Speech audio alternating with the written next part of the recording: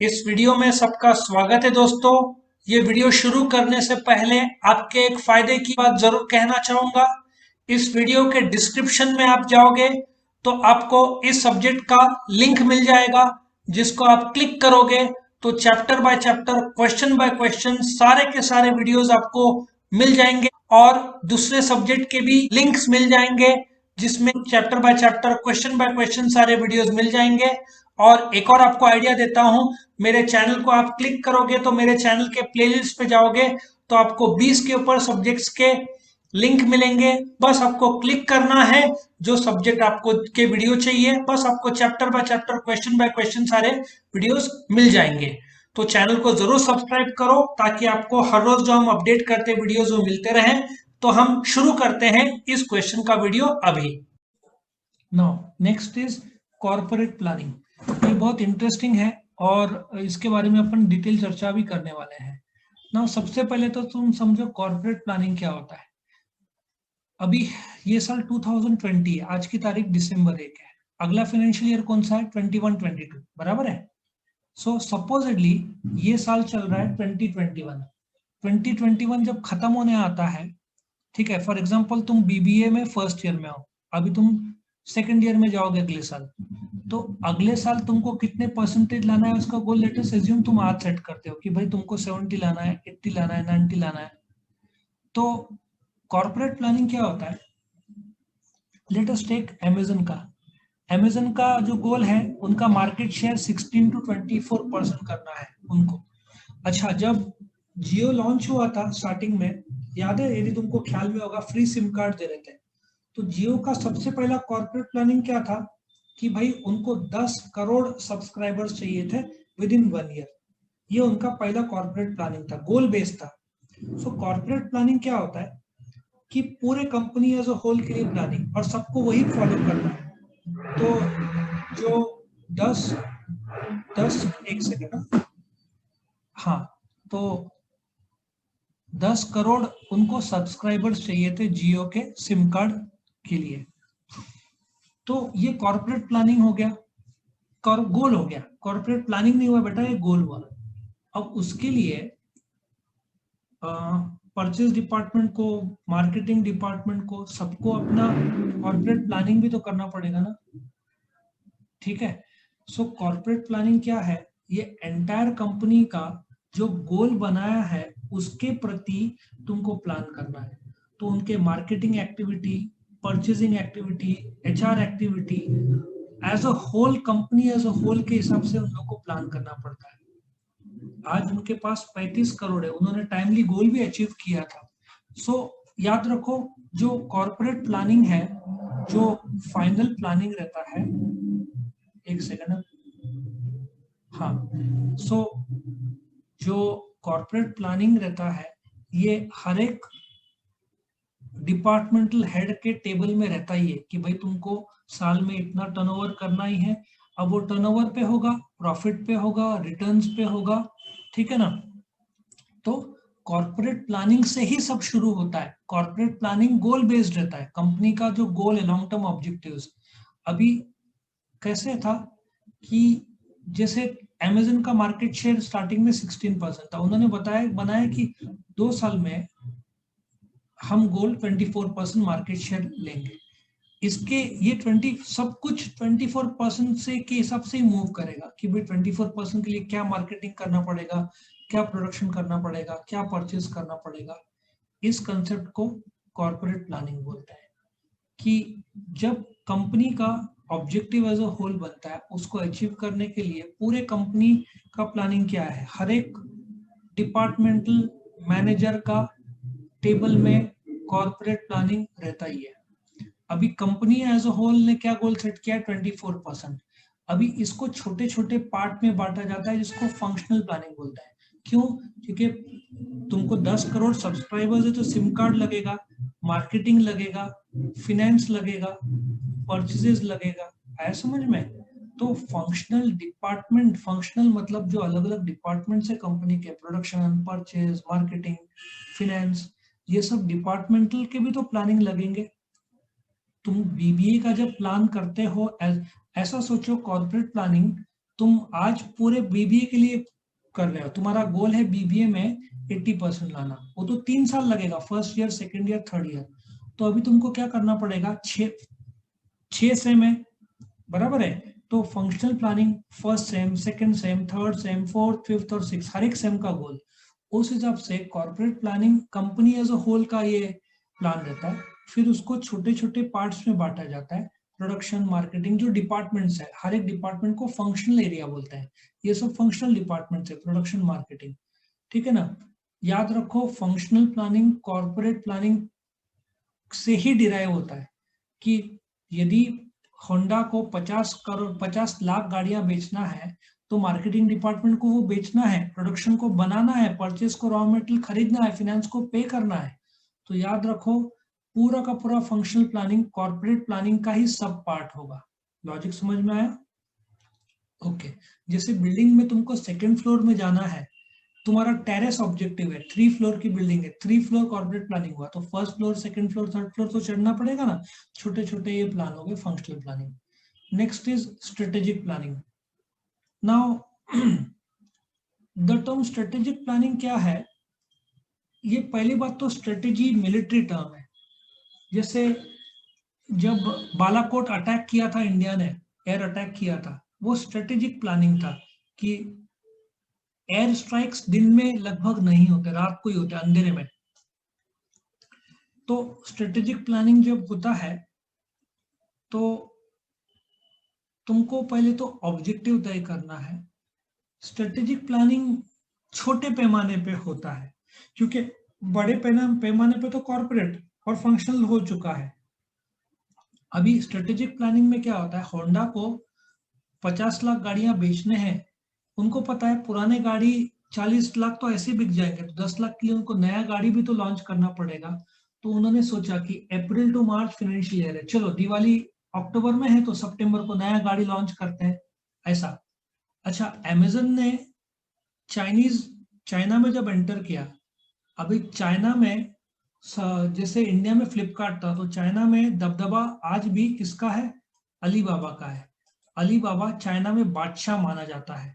मतलब सब लोग कहाँ से खरीदते हैं? अलीबाबा से खरीदते हैं। अभी रिसेंटली अलीबाबा के ऐप इंडिया ने बैन किए हैं। सो अमेजन चाइना में टक्कर दे ही नहीं पाया अलीबाबा, तो उन्होंने क्या किया, चाइना में अलीबाबा को टक्कर देने वाला ई कॉमर्स है जोयो, ठीक है ना, उसको खरीदा। लेकिन फिर भी अलीबाबा को टक्कर नहीं दे पाया। आज अमेजन ने चाइना में बंद कर दिया अपना ऑपरेशन, लेकिन इंडिया में चालू है। अभी क्या हुआ, अभी इंडिया की बात लेते हैं। वर्ल्ड का सबसे बड़ा डिपार्टमेंटल स्टोर कौन है? वॉलमार्ट, ठीक है। वॉलमार्ट सुना भी होगा नाम तुमने। बहुत सालों से वो ट्राई कर रहा था इंडिया में आने का। अच्छा, भारती एयरटेल के साथ उसका टाइप भी हो गया था, लेकिन गवर्नमेंट से परमिशन मिला नहीं। फिर चुटपुट तौर पर उन लोगों ने स्टोर्स लॉन्च करने की कोशिश की, थोड़ा स्टेक से। तो इन लोगों ने क्या किया, इजी डे सुपरमार्केट से एंटर किया, ठीक है ना। तो वॉलमार्ट ने स्ट्रेटेजिकली ट्राई किया, लेकिन इन्होंने एक गलती कर दी। इन्होंने बिग बाजार को टक्कर दिया उसी साइज पे और फेल हो गए इजी डे। अब इजी डे का नया स्ट्रेटेजी क्या है पता है? Strategic planning. उनका जो पहले शोरूम होता था 5-5, 10-10 हजार स्क्वायर फीट में, अभी छोटे छोटे 1-1 हजार स्क्वायर फीट में लोग खोलते हैं हर गली में। पहले इधर कॉलेज रोड में था, अच्छा था, काफी अच्छा था। लेकिन अब जैसे बिग बाजार नासिक में 3 है, एक कॉलेज रोड में है, सिटी सेंटर में, और नासिक रोड में। उनका ब्रांड ही वैसा बन गया है कि 2000, 5000, 10,000 स्क्वायर फीट में बड़ा बड़ा। तो इजी डे वो लेवल पे टक्कर नहीं कर पाया, तो उन्होंने जैसे दुकान रहता है ना, उससे थोड़ा बड़ा, वैसे छोटे छोटे स्टोर काफी जगह पे खोल दिया, और वो अभी चल रहे हैं उनके, ठीक है। अच्छा, वॉलमार्ट फिर भी पूरे तरीके से एंटर कर नहीं पाया। तो अभी क्या हुआ, वॉलमार्ट को स्ट्रेटेजिकली इंडिया में एंटर करना था, तो उन्होंने अमेजन, अच्छा वॉलमार्ट और अमेजन में सॉलिड टक्कर रहता है, क्योंकि अमेजन ऑनलाइन है, वॉलमार्ट ऑफलाइन है। तो इंडिया, सबको पता है कि चाइना में अलीबाबा को कोई तोड़ नहीं सकता। चाइना के बाद सबसे वर्ल्ड का बड़ा मार्केट तो है इंडिया। तो वॉलमार्ट ने क्या किया, अमेजन इंडिया में आ गया। अमेजन और फ्लिपकार्ट में सॉलिड टक्कर था, अमेजन ज्यादा अच्छा, पर इनिशियली तो फ्लिपकार्ट ज्यादा अच्छा था। तो वॉलमार्ट ने, देखो, फ्लिपकार्ट 25,000 करोड़ मुझे लगता है, नहीं, उस समय घाटे में था साल का। फिर मुझे जहां तक याद है 5,000 करोड़ में घाटे था, फिर भी वॉलमार्ट ने फ्लिपकार्ट को दिया 1 लाख करोड़। और अभी कल का न्यूज, फ्लिपकार्ट पिछले साल 6,000 करोड़ का लॉस किया था, अभी क्वार्टरली 3,000 करोड़ का लॉस किया है। स्टार्टिंग में लॉस होता है, लॉन्ग टर्म में प्रॉफिट होता है। तो वॉलमार्ट कैसे एंटर हो गया इंडिया में इनडायरेक्टली फ्लिपकार्ट को खरीद के। अभी फ्लिपकार्ट और अमेजन के बीच में टक्कर। अच्छा, दोनों मिलकर 94% इंडिया का मार्केट ओन करते हैं। टाटा जो इंडिया का है, टाटा क्लिक से कोई खरीदता नहीं है, सब लोग को अमेजन और फ्लिपकार्ट चाहिए। टाटा क्लिक भारतीय होकर ठीक से नहीं सरवाइव कर पाया इंडिया में। ठीक है, तो स्ट्रेटेजिक प्लानिंग इसको बोलते हैं। अच्छा, इस प्लान का सब प्लान स्ट्रेटेजिक प्लानिंग समझ में आया? जैसे तुमने जैसे हाँ, फ्लिपकार्ट को जब खरीदा तो मुझे लगता है फोन पे के भी ग्राहक उनको मिल गए। फ्लिपकार्ट फोन पे का मालिक था, मेरे को एक बार कंफर्म। अभी जब वॉलमार्ट सी फोन पे जो है, ये जो फोन, एक मिनट लिख देता हूं मैं, फोन पे, फोन पे जो पेमेंट का सिस्टम है उसका, वैसे बैंगलोर बेस्ड कंपनी है, डिजिटल वॉलेट प्लेटफॉर्म है, ऑनलाइन पेमेंट कंपनी है। तो अमेजन पे भी है, सबको पता है। तो जब वॉलमार्ट ने फ्लिपकार्ट को खरीदा, फ्लिपकार्ट का फोन पे पे बड़ा इन्वेस्टमेंट है, तो वॉलमार्ट को एक साथ बोलते ना, एक फूल दो फूल एक साथ मिल गए। क्या मिल गया वॉलमार्ट को? एक तो फ्लिपकार्ट मिला, प्लस साथ में फोन पे भी आ गया। और जैसे फोन पे आ गया तो फिनेंशियल, एक तो पेमेंट रिसीव भी हो गया, पेमेंट का भी आसान मैकेनिज्म कर दिया। तो उनका स्ट्रेटेजिक प्लानिंग था लाने का। अब टैक्टिकल प्लानिंग, होंडा को 50% मार्केट शेयर चाहिए, तो जैसे एक एक स्ट्रेटेजी होगा कि शोरूम और खुलवाना, ठीक है, that is a strategic planning. लेकिन उसमें टैक्टिकल प्लानिंग भी करना पड़ेगा, ऑपरेशनल प्लानिंग, सब प्लान, प्लान का छोटा सा प्लान, कि भाई 45 लाख गाड़ियां बेचना है इस साल, तो 50 लाख का उनका टारगेट है। तो भाई साल में 2 न्यू मोटरसाइकिल तो लॉन्च करो। एक समय तो 6-6 8-8 लॉन्च करते थे, कोविड के बाद थोड़ा स्लो हो गया है। सो इन लोग का स्ट्रेटेजिक प्लान होगा। नहीं, तुमको मैं बर्गर किंग का डायरेक्टली एग्जांपल ले लूँ ना।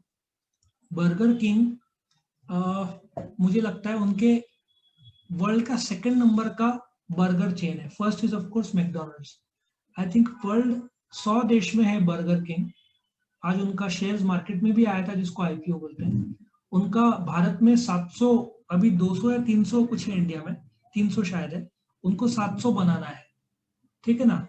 और जो फ्रेंचाइजी है ना बर्गर किंग, नासिक पे भी है।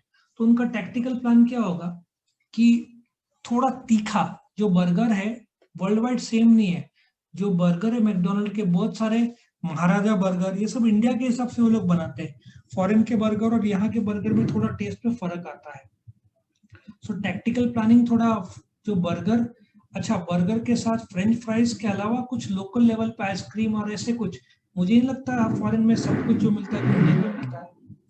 सो टैक्टिकल प्लानिंग में होंडा का टैक्टिकल प्लानिंग रहेगा 2 नए मोटरसाइकिल लॉन्च करना।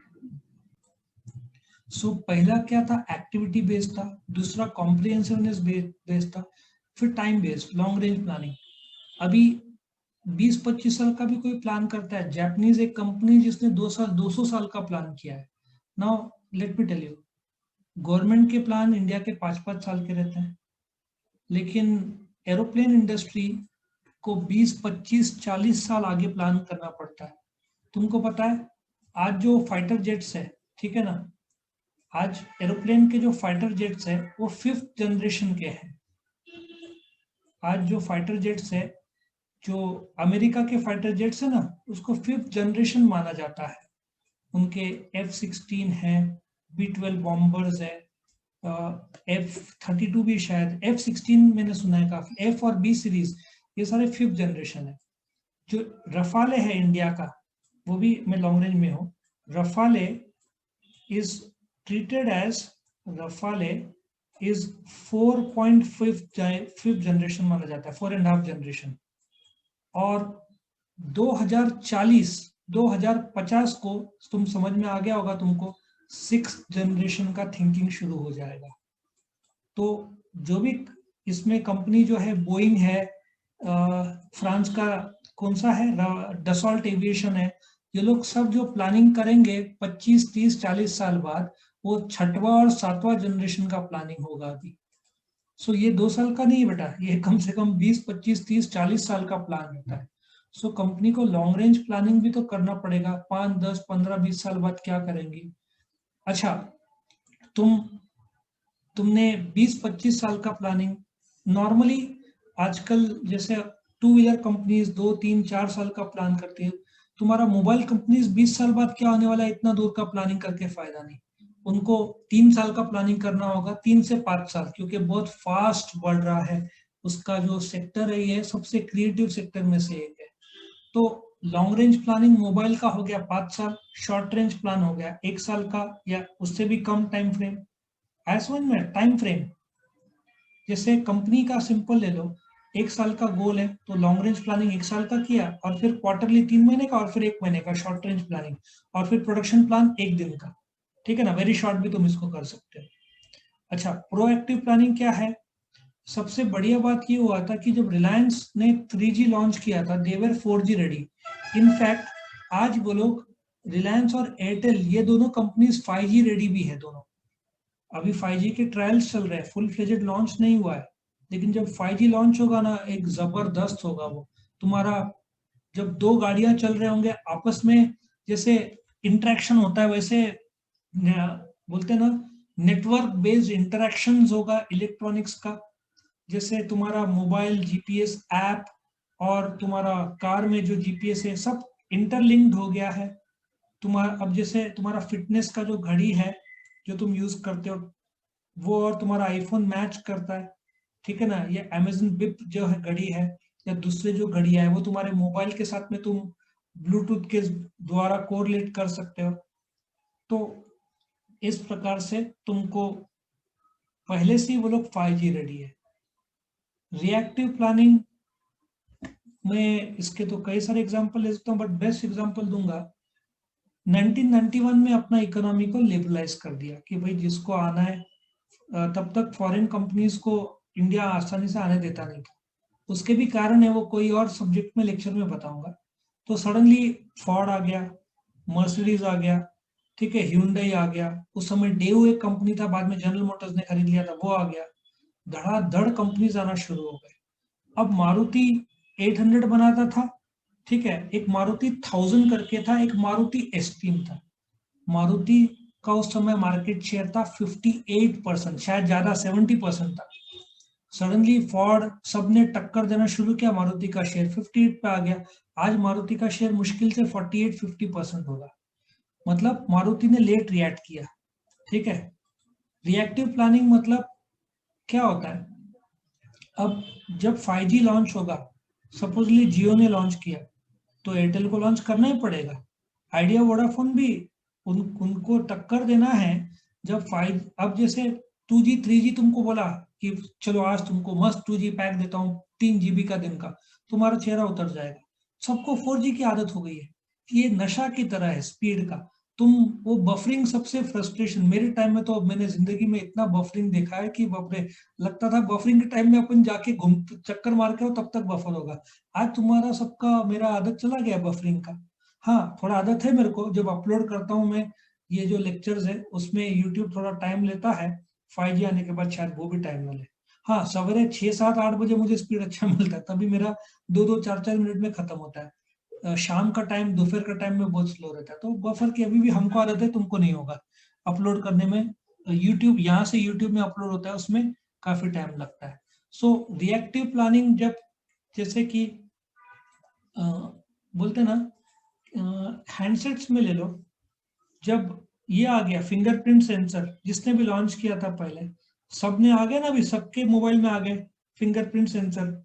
अभी तो बोलते ना एडवांस आ गया फेस रिकॉग्निशन, आईफोन ने लॉन्च किया तो सबने लॉन्च कर दिया। तो सब रिएक्ट करते हैं, मतलब लीडर आईफोन है, उसको देख के बाकी लोग फॉलो करते हैं। तो रिएक्टिव सब करते हैं हमेशा। पहले सोनी लीडर था, और सैमसंग एलजी सब उसको देख के रिएक्ट करते थे। मोबाइल फोन की बात नहीं कर रहा हूँ, दूसरे इलेक्ट्रॉनिक्स की। तो हमेशा एक लीडर लॉन्च करता है, बाकी लोग फॉलो करते हैं, रिएक्ट करते हैं, that is called reactive planning. ठीक है, वीडियो पसंद आया तो लाइक कीजिए, अपने फ्रेंड्स के साथ शेयर कीजिए, उनका भी फायदा हो, और चैनल को सब्सक्राइब कीजिए। Thank you.